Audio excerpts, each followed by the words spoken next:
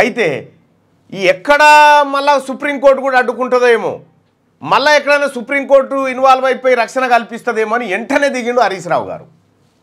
హరీష్ రావు గారు దిగి తుఫేల్ కేసు ఈయన తుఫేల్ కేసు, ఆయన ఇదే అరవింద్ గారు లొటపీస్ అనే మాట మాట్లాడితే ఈయన మీద ఎస్సీ ఎస్టీ అట్రాసిటీ పెట్టించారు ఎవరు, కేటీ రామారావు. మళ్ళీ కేటీ రామారావు ఏమంటుండ్రు, ఇది లొటపీస్ కేసు అంటుండు. లొటపీస్ 58 కోట్ల రూపాయలది లొటపీస్ కేసు అంట వాళ్ళ దృష్టిలో. అట్లా ఈయన వచ్చి తుఫేల్ కేసు ఇది. కేటీ రామారావు గారు ధైర్యంగానే ఉన్నాడు. అంటే ఎవడన్నా కార్యకర్త వచ్చి అండగా నిలబడదామన్నా కూడా ఏం అక్కర్లేదు, ఆయన ధైర్యంగా ఉన్నాడు. అంతా పకడ్బందీగానే ఉంది, ఏమి ఉత్తదే కేసు.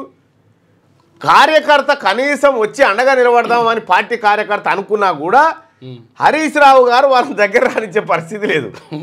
ఆయనే ప్రశ్న ఉత్తదే కేసు ఇది అంతా ఉందా, అది కడిగిన ముత్యం లెక్క వస్తాడు, కడిగిన ముత్యం లెక్క వస్తాడు. దాని గురించి మనం పెద్దగా అన్న పంపించాం. ఓకే మీ అట్లుంటుంది.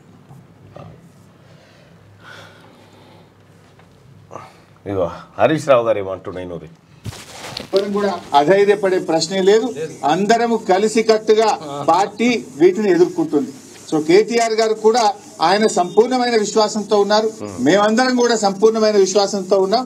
ఈ కేసు కేవలం ఒక కుట్రపూరితమైన కేసు, ఇక్కడ ఎలాంటి తప్పు జరగలేదు కనుక ఆయన కడిగిన ముత్యంలాగా రేపు బయటకు వస్తారు. మాకు ఆయన కడిగిన ముత్యంలాగా రేపు బయటకు వస్తారు. మాకు ఆ ధైర్యం. ఈ ముత్యాలన్నీ మీ ఇంట్లోనే ఉన్నాయి, బయట ఇంట్లోనేమో వెరైటీ రాళ్ళు రప్పలు గణేట్ రాళ్ళు. ముత్యాలన్నీ మీ ఇంట్లోనే ఉన్నాయి. ముత్యాలు, వజ్రాలు, రతనాలు, కడిగిన ముత్యాలు, రాసులు పోసినట్టుండు కాక, రాసులు పోసినట్టుండు వెనకట. అదే ఇది ఇక్కడ పెడితే పాపం ఇక్కడ పక్కకున్న నాయకులను ఒకసారి పరిశీలిస్తే అంబర్పేట ఎమ్మెల్యే కాలేరు వెంకటేష్ గారు, ఈయన బిగాల గణేష్ గుప్తా గారు, ఈయన మధుసూదనాచారి గారు, ఎర్రొల్ల శ్రీనివాసు, ఆ తర్వాత కౌశిక్, ఆ తర్వాత ఈ సందులకి మెల్లగా ముఖం కనిపిస్తుంది చూడు. ఇగో మాజీ హోంశాఖ మార్చులు ఆయన. వీళ్ళందరి మొహాలలో ఎంత విషాదం కనిపిస్తుందో చూడు. విషాదం లోపల పోయి మాట్లాడొచ్చు, విషాద వదనంతో బయటకు వచ్చిన తర్వాత ఏం అధైర్యపడద్దు, వట్టిదే కేసు, కడిగిన ముత్యం లెక్క వస్తాడని. వీళ్ళని ఎట్టి పరిస్థితుల్లో యాక్షన్లోకి దిగకుండా హరీష్ రావు గారి ఎత్తుగడ మనమే మొన్న అన్నాం, పుట్టుకున్నా నిన్నను మొన్న అన్నాం.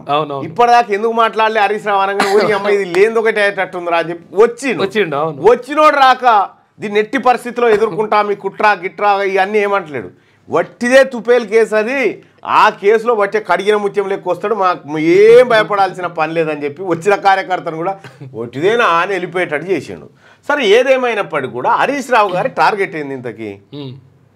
హరీష్ రావు గారు కేటీ రామారావు జైలుకు పోవాలని హరీష్ రావు భావిస్తున్నాడా? ఇది పోల్. సరే సంక్రాంతి లోపు జైల్లో పడేస్తే కొంచెం ఎక్కువ ఉత్సాహంతో పండుగ చేసుకుంటామని ఎవరయ్యా? SKUS ఇన్ఫోనా? రైట్. మళ్ళీ వీళ్ళిద్దరు ఏమంటారో మనం చూద్దాం, ఇది కూడా అది కూడా చూద్దాం. ఇక్కడ పోల్ ఒక్కసారి చూసుకుందాం. కేటీఆర్ జైలుకు వెళ్తే ఎక్కువగా సంతోషపడేది ఎవరు? హరీష్ రావా, కేటీఆరా? మీ అభిప్రాయాన్ని తెలియజేయండి. కేటీఆర్ జైలుకు వెళ్తే ఎక్కువగా సంతోషపడేది ఎవరు? హరీష్ రావు ఎక్కువ సంతోషపడతాడు అనుకుంటే హరీష్ రావు పైన, కేసీఆర్ ఎక్కువ సంతోషపడతాడు అనుకుంటే కేసీఆర్ పైన. మీ అభిప్రాయాన్ని తెలియజేయండి. ఖచ్చితంగా జైలుకు వెళ్ళాలి ట్విట్టర్ టిల్లు అంటుండు. ఇక మన చేతిలో ఏముంది, అది కోర్టు చూసుకుంటుంది. కానీ దయచేసి మార్నింగ్ న్యూస్ చూస్తున్నటువంటి మిత్రులారా, ఇక్కడ ఓటింగ్లో పాల్గొనండి. ఇటు లైక్ బటన్ పైన ఒక క్లిక్ కూడా చేయండి. సో 800 ఓట్లు,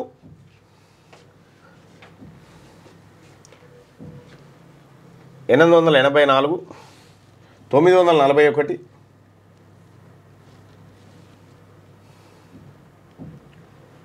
1000 ఓట్లు పడ్డాయి. 1000 ఓట్లల్లా కేటీఆర్ జైలుకు వెళ్తే ఎక్కువగా సంతోషపడేది ఎవరు అనంటే 97% మంది హరీష్ రావే సంతోషపడతాడని చెప్తారు. 97% మంది. కేటీఆర్ జైలుకు వెళ్తే ఎక్కువగా సంతోషపడేది ఎవరు అంటే హరీష్ రావే అని చెప్పి ఇప్పుడు 96% వచ్చింది. బావా బామ్మడుదల బంధం గసొంటిది అన్నట్టు. వీళ్ళిద్దరు ఏమంటున్నారు? ఒక్కసారి వీళ్ళిద్దరి గురించి వాళ్ళే చెప్పుకొని వస్తాడు.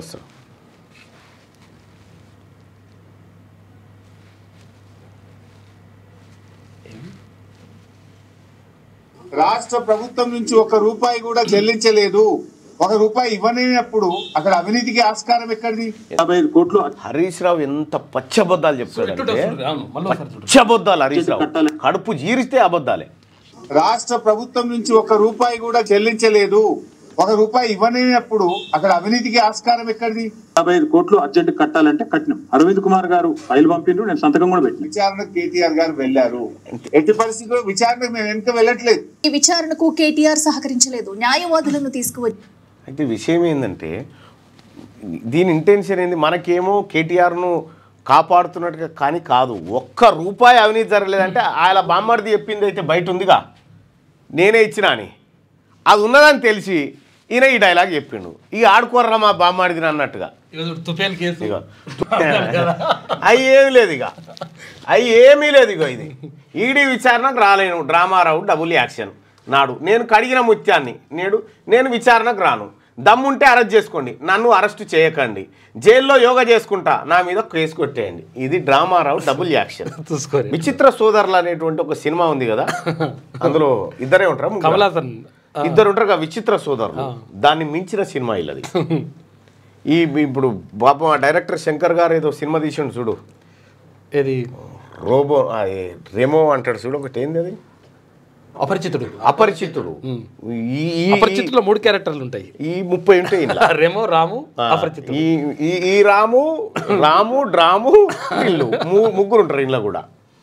ఏమి యాక్షన్లు, ఏం కథ. ఇగో దందాలో ఔర్ చందాదో బీఆర్ఎస్ ప్రభుత్వం ఫార్ములా 1 రేస్ కాంట్రాక్టు గ్రీన్కో కంపెనీకి ఇవ్వడం, రిటర్న్ గిఫ్ట్గా గ్రీన్కో కంపెనీ అనుబంధ సంస్థల ద్వారా బీఆర్ఎస్ పార్టీకి ఎలక్టోరల్ బాండ్ రూపంలో 40 కోట్లు తిరిగి చెల్లించడం. ఇది దందా. ఇగో ఇది దందా. జనం సొమ్ముతోని వీళ్ళు చేసినటువంటి దందా కార్యక్రమాలు గివి. కేటీ రామారావు మళ్ళీ శుద్ధపూస మాటలు చెప్పమంటే జరని అనుకుంటున్నావా?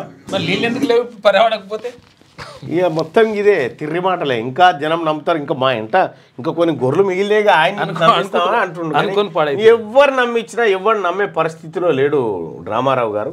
అయిపోయింది మీ కథ. మీరు ఎన్ని మాటలు చెప్పినా కూడా ఉత్తదే. ఇదేంది బర్రె గోసనట. అందరూ నా పాలు దాగి పెరుగుతారు, కానీ ఆవుని మాత్రం అమ్మతో పోలుస్తారు. కనీసం నన్ను పిన్నితోనైనా పోల్చండి ఫ్రెండ్స్ అంటుందో బర్రె. లైక్ చేయండి,